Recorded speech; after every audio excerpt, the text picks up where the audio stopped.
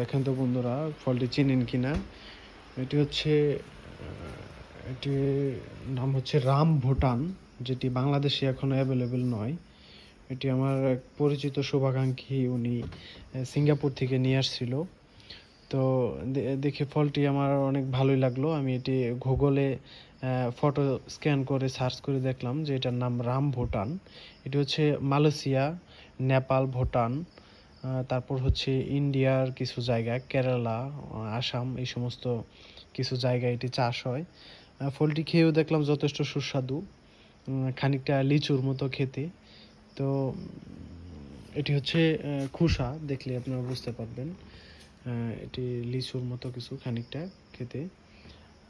আর আমি আপনাকে একটি রামবুটান ফল এটা খুলে দেখাবো যে ভিতরটা কেমন। আর হচ্ছে এটি বাংলাদেশে চাষের জন্য যথেষ্ট উপযোগী, বাংলাদেশের মাটি যথেষ্ট বলতে মোটামুটি উপযোগী। তো এটি চাইলে আমরা চাষ করতে পারি, এটি সঠিকভাবে সঠিকভাবে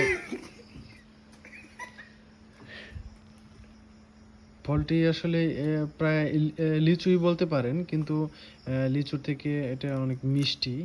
আর বীজটা হচ্ছে কাঠবাদাম বা কাজু বাদামের মতো, বীজটা খানিকটা এরকম নষ্ট হয়ে গেছে একটু লিচুর মতো। তো যারা এটি নতুন দেখলেন বা এর আগে কখনো দেখেননি, তারা অবশ্যই জানাবেন যে এটি কেমন। তো আমি এই বীজগুলো কিছু রেখে দিব, রেখে আমি এটি চাষ বলতে আমি একটি গাছ তৈরি করার চেষ্টা করব।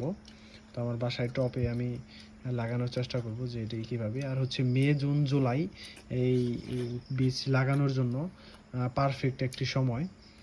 তো এটি সিঙ্গাপুর থেকে নিয়ে আসছিল, আমি বাংলাদেশে এটি চাষের জন্য ট্রাই করব, যেহেতু দক্ষিণ এশিয়ার দেশগুলোতে এটি ভালো ফলন হয়, তাই আমি এটি ট্রাই করে দেখব। তো ঠিক আছে বন্ধুরা, আর এটি হচ্ছে বীজ, এটি হচ্ছে রাম ভুটানের বীজ। তো আপনারা যারা ফার্স্ট দেখলেন বা এটা বিষয়ে নতুন জানলেন, তারা অবশ্যই কমেন্ট করে জানাবেন। আর হচ্ছে যদি চারা হয় তাহলে কলমের মাধ্যমে কারা কারা নিতে চান সেটি অবশ্যই জানাবেন। ধন্যবাদ, সকলে ভালো থাকবেন। আল্লাহ হাফিজ।